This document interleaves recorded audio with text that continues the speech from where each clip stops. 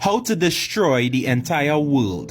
The world is made up of continents, which is made up of countries, made up of states, then cities, villages, communities, which are made up of individual homes or families. So if you want to destroy the world, you start by destroying the human family.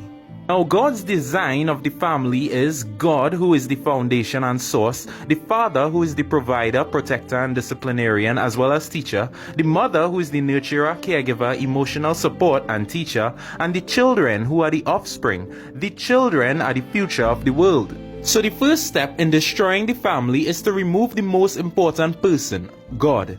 You do this by removing God from the education system and pushing the agendas that there is no God, the Bible is outdated, science is fact, God is fiction, and whatever else nonsense people believe these days. The next step in destroying the family is the removal of the father. This step is much easier now that God is gone. You see, because godless homes produce young adults with a morally corrupt lifestyle. Slack, godless women go about giving up their womb to multiple men outside of marriage. Weak, godless men go about creating children that they have no intention of fathering. This usually results in what we call single-parent households, most of which the mother only remains and the father is excluded. Fatherless homes proliferate fatherless homes, and now you're left with an epidemic of broken family units, with no God and no father. But it doesn't stop there. Now the single parent is left with the full responsibility of the home. They are so busy making ends meet that they have minimal time to spend raising their children themselves. So the child goes to school and he's learning his principles from the education system. And what is the system teaching? The system teaches your child that now you can have a family with two fathers or two mothers as parents, and somehow that is perfectly fine. This stupidity further corrupts the already broken family units that we have in the world.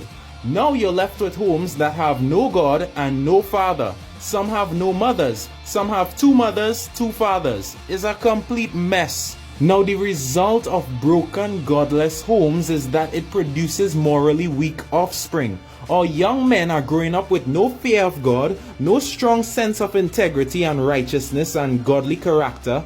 Our young women are growing up with no sense of chastity, no humility or loyalty, experts in manipulation, and the list goes on. So these faulty, misguided youths evolve to become corrupt politicians, fraudulent judges, unethical policemen, ruthless criminals, dishonest businessmen, greedy pastors, all who pollute and dismantle our communities, states, and nations. Now you have a selfish and cold world where no one loves or respects their neighbor, everyone fights for themselves, family becomes enemies, close friends backstab each other, nobody could be trusted. It's country against country, nation against nation, mankind divided against himself and destroying his own race. It's only a matter of time before a world like this collapses and self-destructs. And it all begins with the removal of the most important member of the family, God.